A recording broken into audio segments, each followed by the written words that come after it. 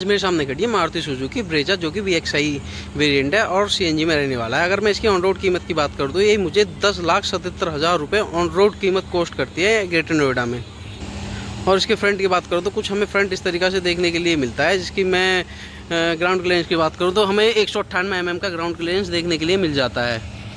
Front से हमें कुछ कार इस तरीक़ा की देखने के लिए मिलती है जो कि एक बॉक्सी टाइप देखने के लिए मिली है, लेकिन गाड़ी की जो रोड प्रेजेंस है वो बहुत ही ज़्यादा शानदार है। और गाड़ी में हमें अच्छा खासा ग्राउंड क्लियरेंस देखने की वजह से हम गाड़ी को अच्छी खासी सड़कों पर चला सकते हैं, जहाँ पर गड्ढे वगैरह या टूटी हुई सड़क हो गए उन सब जगह हम बड़े आराम से गाड़ी को चला सकते हैं। ऐसी हमें कोई भी परेशानी देखने में लिए नहीं मिलती है। लेकिन अगर मैं गाड़ी की फ्रंट की बात करूँ तो हमें एक बड़ा सा फ्रंट हमें देखने के लिए मिलता है जो कि एक बोल्ड लुक पैदा करता है सामने की तरफ हमें कोई भी ऐसी चीज़ देखने के लिए नहीं मिलती है जिससे कि कोई भी इरिटेशन हो या कोई भी कुछ देखने में दिक्कत हो। और बड़ा सा हमें हुड सामने की तरफ देखने के लिए मिल जाता है। अगर हम गाड़ी के अंदर बैठते हैं तो हमें इसका बॉनेट प्रॉपर नज़र आता है।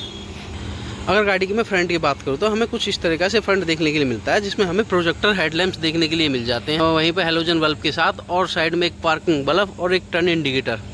और ये बीच में हमें सुजुकी का क्रोम का लोगो देखने के लिए मिल जाता है। यहाँ पर कुछ क्रोम का इंसर्ट दिया हुआ है और एक ग्लॉस ब्लैक ग्रिल हमें सामने की तरफ देखने के लिए मिलती है। और नीचे की तरफ हमें ये बम्पर देखने के लिए मिलता है। इसमें हमें कोई भी फॉग लैम्प देखने के लिए नहीं मिलता है, लेकिन जो बम्पर है वो ड्यूल टोन में दिया हुआ है, वाइट एंड ब्लैक। और नीचे की तरफ हमें एक स्किड प्लेट भी देखने के लिए मिल जाती है जो कि ऑल ब्लैक रहने वाली है। कोई भी हमें पार्किंग सेंसर फ्रंट में देखने के लिए नहीं मिलता है। कुछ भी ऐसा खास नहीं है देखने के लिए जो जिसमें हम किसी और चीज़ को बताएं। अगर मैं साइड प्रोफाइल की बात करूँ तो हमें साइड प्रोफाइल कुछ इस तरीक़ा से देखने के लिए मिलती है जो कि देखने में बहुत ही ज़्यादा शानदार लग रही है। कोई भी इनकम्प्लीट चीज़ मारुति ने छोड़ी नहीं है। साइड में हमें प्रॉपर हर चीज़ ही देखने के लिए मिल जाती है। और गाड़ी की लेंथ की बात करूँ तो इसमें हमें 3995 mm की लेंथ देखने के लिए मिलती है, 1790 mm का विड्थ देखने के लिए मिलती है और 1685 mm की हाइट देखने के लिए मिलती है। अगर मैं व्हील बेस की बात करूं तो इसमें हमें 2500 mm का व्हील बेस देखने के लिए मिलता है, जो कि अगले टायर से पिछले टायर के बीच का जो ग्राउंड एक्सटेंस है। अगर मैं गाड़ी के टायर साइज़ की बात करूं 215 60 8 16 का स्टील रिम देखने के लिए मिलता है विद व्हील कैप के साथ। हमें कंपनी इसमें व्हील कैप पीछे से ऑफर करती है। और साइड में हमें कुछ इस तरीक़ा से गाड़ी देखने के लिए मिलती है, जिसमें ये ब्लैक कलर की जो क्लाइडिंग है, जो SUV वाला लुक गाड़ी को देती है, ये कंटिन्यू रहती है शुरू से लेकर आखिर तक, बम्पर टू बम्पर। ये हमें कुछ इस तरीक़ा की जो ब्लैक कलर की क्लाइडिंग है, ये देखने में बहुत ही ज़्यादा शानदार लगती है। और मैं ORVM की बात करूँ तो हमें इसमें इलेक्ट्रिकल एडजस्टेबल ORVM देखने के लिए मिल जाते हैं, जो कि टर्न इंडिकेटर के साथ में मिलते हैं। हमें कोई भी फेंडर पे इंडिकेटर देखने के लिए नहीं मिलता है। और इसी के साथ ही इसमें हमें बॉडी कलर डोर हैंडल भी देखने के लिए मिलते हैं। कोई भी हमें ब्लैक कलर का डोर हैंडल देखने के लिए नहीं मिलता है, जो कि देखने में बहुत ज़्यादा बेकार लगता है। इस गाड़ी में हमें सब चीज़ें लगभग कंपनी फिटेड ही देखने के लिए मिल जाती हैं। और मैं A पिलर, B पिलर और C पिलर की बात करूँ तो ये हमें ऑल ब्लैक देखने के लिए मिलता है, जो कि कंपनी से ही ऐसा आता है। और इस गाड़ी का A pillar, B pillar, C pillar black होने की वजह से रूफ हमें ऐसे लगती है जैसे गाड़ी की हवा में ही फ्लो कर रही हो, जैसे अलग से लगी हो, जो कि देखने में बहुत ही ज़्यादा शानदार लगती है। अगर मैं गाड़ी के ब्रेक की बात करूँ तो आगे की तरफ हमें डिस्क और पीछे की तरफ हमें ड्रम ब्रेक देखने के लिए मिलते हैं। पीछे की तरफ हमें कोई भी डिस्क ब्रेक देखने के लिए नहीं मिलता है। पीछे से कुछ गाड़ी का लुक इस तरीक़ा का निकल के आता है, जो कि देखने में बहुत ही ज़्यादा शानदार लग रहा है। और पीछे की तरफ हमें कोई भी गाड़ी में रियर वाइपर देखने के लिए नहीं मिलता है, ना ही कोई रियर बॉसर। बस हमें खाली इसमें डिफोगर देखने के लिए मिलता है। यहाँ पर हमें हाई माउंट स्टॉप लैंप देखने के मिलता है और ऊपर शार्पिंग एंटीना देखने के लिए मिल जाता है।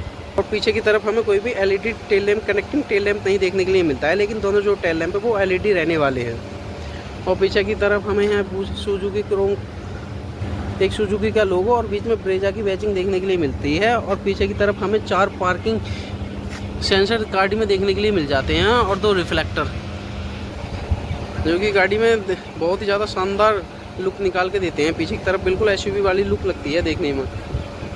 और पीछे की तरफ हमें बूट कुछ इस तरीक़ा से देखने के लिए मिलता है, जिसमें CNG की सिलेंडर की प्लेसमेंट हो रहा है। उसके बाद में भी हमें कुछ अच्छा खासा बूट निकल के आता है सामने। और कंपनी पीछे की तरफ भी हमें रियर पार्सल की ट्रे की इंस्टॉलमेंट देती है। और CNG सिलेंडर कुछ इस तरीक़ा से लगा हुआ है, जो कि अच्छा खासा देखने में लग रहा है। बिल्कुल देखने में लगता नहीं है कि पीछे की तरफ गाड़ी में CNG सिलेंडर लगा हो। CNG सिलेंडर के नीचे भी अच्छा खासा बूट स्पेस निकल के आता है, जिसमें हम छोटा मोटा सामान भी आराम से रख सकते हैं। अगर इसकी मैं बूट स्पेस की बात करूं तो इसमें हमें 328 लीटर का बूट स्पेस देखने के लिए मिलता है, लेकिन सिलेंडर लगने के बाद में अब हमें थोड़ा बहुत ही बूट स्पेस निकाल के सामने आता है। अगर इसकी मैं सीएनजी सिलेंडर की बात करूँ तो इसमें हमें 55 लीटर का वाटर फिलिंग कैपेसिटी के साथ सीएनजी सिलेंडर देखने के लिए मिलता है। अगर मैं रियर डोर पैनल की बात करूँ तो हमें all black rear door panel देखने के लिए मिलता है, जिसमें हमें पावर विंडो का एक बटन देखने के लिए मिल जाता है। यहाँ पर डोर को लॉक अनलॉक करने के लिए एक और बटन और डोर हैंडल खोलने के लिए मिलता है, जो कि ऑल ब्लैक रहने वाला है। और नीचे की तरफ हमें 1 लीटर का वाटर बोतल स्पेस देखने के लिए मिलता है और नीचे देखने के लिए मिल जाती है, जो कि ऑल ब्लैक कलर में ही मिलता है सब कुछ देखने के लिए। और पीछे की तरफ हमें चाइल्ड सेफ्टी लॉक भी देखने के लिए मिलता है। रियर सीट की बात करूँ तो हमें कुछ रियर सीट इस तरीके से देखने के लिए मिलती है, जो कि 60-40 स्प्लिट रहने वाली है, जो कि यहाँ से हम गाड़ी को 60-40 स्प्लिट कर सकते हैं, जिसमें हम अच्छा खासा बूट स्पेस बढ़ा सकते हैं। गाड़ी में पीछे की तरफ हमें 2 हेडरेस्ट देखने के लिए मिल जाते हैं। और गाड़ी के हेडरूम की बात करूँ तो हमें अच्छा खासा हेडरूम देखने के लिए मिल जाता है। और लेग रूम की बात करूँ तो हमें गाड़ी की सीट फुल पीछे है, फिर भी हमें अच्छा खासा लेग रूम गाड़ी में देखने के लिए मिलने वाला है। कोई भी ऐसी परेशानी नहीं होती है, लेकिन गाड़ी में बैठने के बाद में फुल एसयूवी वाली फील आती है। और पीछे की तरफ हमें दोनों ग्रैब हैंडल देखने को मिलते हैं, जो कि टॉय हुक के साथ आते हैं।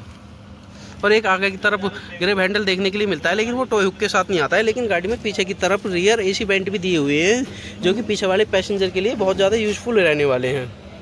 और एक टॉय हुक गाड़ी में पीछे की तरफ भी दे रखा है, जिसमें हम कोई भी सामान वगैरह कैरी कर सकते हैं कुछ इस तरीक़ा से। इस पर हम 4 से 5 लीटर का कोई भी वेट बड़े आराम से टांग सकते हैं। अगर मैं आगे की डोर फ्रंट पैनल की बात करूँ तो ये हमें कुछ इस तरीक़ा से डोर फ्रंट पैनल देखने की मिलता है, जो कि ऑल ब्लैक रहने वाला है।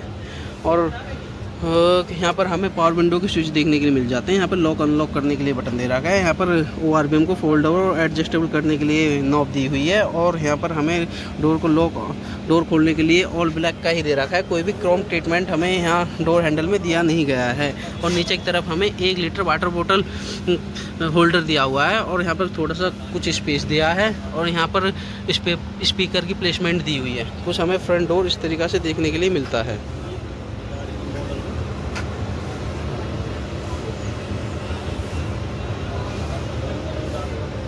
कुछ फ्रंट से हमें डैशबोर्ड इस तरीक़ा का देखने के लिए मिलता है, जो कि देखने में ऑल ब्लैक का रहने वाला है। और पूरी की पूरी जो गाड़ी की ट्रिम है वो पूरी की पूरी ब्लैक ही देखने के लिए मिलती है, जो कि एक एसयूवी लुक और बोल्ड लुक निकाल के देता है।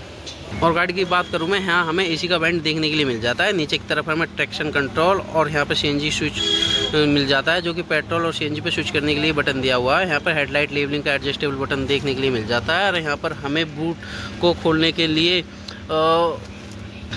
बोनट को खोलने के लिए 2 बटन दिए हुए हैं, जो कि एक बोनट को खोलता है, दूसरा इसके फ्यूल टैंक को खोलता है। और मैं स्टीयरिंग की बात करूँ तो हमें कुछ स्टीयरिंग इस तरीक़ा से देखने के लिए मिलता है, जो कि जिस पर हमें स्टीयरिंग माउंटिंग कंट्रोल बटन देखने के लिए मिलते हैं कुछ इस तरीक़ा से, जो कि टच स्क्रीन को कंट्रोल करने के लिए दिए हुए हैं। स्टीयरिंग लगभग सभी मारुति गाड़ियों में सभी में एक से ही देखने के लिए मिलता है। और यहाँ पर हमें 7 इंच की टच स्क्रीन देखने के लिए मिलती है, जो कि एंड्रॉयड ऑटो और एप्पल कारप्ले के साथ आती है विद वायर्ड वाला। नीचे की तरफ हमें ऑटोमेटिक क्लाइमेट कंट्रोल देखने के लिए मिलता है। और यहाँ पर हमें ये 2 एसी के वेंट और बीच में हैजार्ड लैंप ऑन ऑफ करने के लिए ये बटन दिया हुआ है। और नीचे की तरफ हमें एक क्रोम ब्लैक या ग्लॉस ब्लैक वाला नॉब देखने के लिए मिलता है। नीचे की तरफ हमें 12 वोल्ट का चार्जिंग सॉकेट और हमें USB लगाने के लिए ये पोर्ट दिए हुए हैं। यहाँ पर हम कुछ स्पेस देखने के लिए मिलता है, जहाँ पर हम फ़ोन वगैरह रख सकते हैं। और कुछ स्पेस हमें यहाँ पर दिया है, जिसमें हम 2 वाटर बोतल रख सकते हैं। और पीछे की तरफ थोड़ा सा स्पेस यहाँ पर है। यहाँ पर हमें कोई भी आर्मरेस्ट देखने के लिए नहीं मिलता है। अगर मैं IRBM की बात करूँ तो ये भी हमें डे नाइट मैनुअल ही देखने के लिए मिलता है, कोई भी हमें ऑटोमेटिक IRBM देखने के लिए नहीं मिलता है। और यहाँ पर हमें ये बैंड जो सनवाइज़र है ये टिकट होल्डर के साथ आता है, कोई भी हमें इसमें वेंट मिरर और लाइट देखने के लिए नहीं मिलती है। जो ड्राइवर साइड वेंट मिरर है इसमें हमें सनवाइज़र है इसमें हमें एक वेंट मिरर देखने के लिए मिल जाती है, लेकिन कोई भी लाइट देखने के लिए नहीं मिलती है। और कुछ हमें फ्रंट से डैशबोर्ड इस तरीक़ा का देखने के लिए मिलता है, जो कि देखने में बहुत ही ज़्यादा शानदार लग रहा है। और डैशबोर्ड में हमें ड्यूल टोन देखने के लिए मिलता है। ड्यूल टोन नहीं, ब्लैक कलर ही है, लेकिन इसमें एक सिल्वर की जो ये क्रोम सी है, इसको सिल्वर की एक पट्टी को इसमें कंटिन्यू किया गया है, जिससे इसमें 2 टोन देखने के लिए मिलता है और देखने में काफ़ी शानदार भी है। और मैं इसके इंस्ट्रूमेंट क्लस्टर की बात करते हो, इंस्ट्रूमेंट क्लस्टर हमें कुछ इस तरीके से देखने के लिए मिलता है, जिसमें टैकोमीटर और स्पीडोमीटर दोनों देखने के लिए मिल जाते हैं। वहीं पे हमें फ्यूल सीएनजी और पेट्रोल की फ्यूल लेवलिंग देखने के लिए मिलता है। अगर मैं इसके इंजन की बात करूं तो इसमें हमें 1.5 लीटर K50 सीरीज़ का इंजन देखने के लिए मिलता है, जो कि 86 bhp की पावर और 121 Nm का टॉर्क सीएनजी पर निकाल के देता है, जो कि 5 स्पीड मैनुअल ट्रांसमिशन के साथ हमें देखने के लिए मिलता है। कोई भी इसमें सीएनजी ऑप्शन के साथ ऑटोमेटिक ट्रांसमिशन देखने के लिए नहीं मिलता है। और गाड़ी के लेफ्ट साइड में हमें फ्यूल टैंक देखने के लिए मिलता है। कुछ हम यहाँ से इसमें फ्यूल डला सकते हैं, जिसमें पेट्रोल और सीएनजी का ऑप्शन हमें दोनों एक ही जगह दिए हुए हैं, कोई भी हमें अलग अलग देखने के लिए नहीं मिलता है। इसका अगर मैं फ्यूल टैंक कैपेसिटी की बात करूँ पेट्रोल की, तो 42 लीटर इसमें पेट्रोल आता है और 7 से 8 लीटर सीएनजी इसमें आ जाती है। अगर आपको वीडियो पसंद आई हो तो लाइक एंड सब्सक्राइब करें।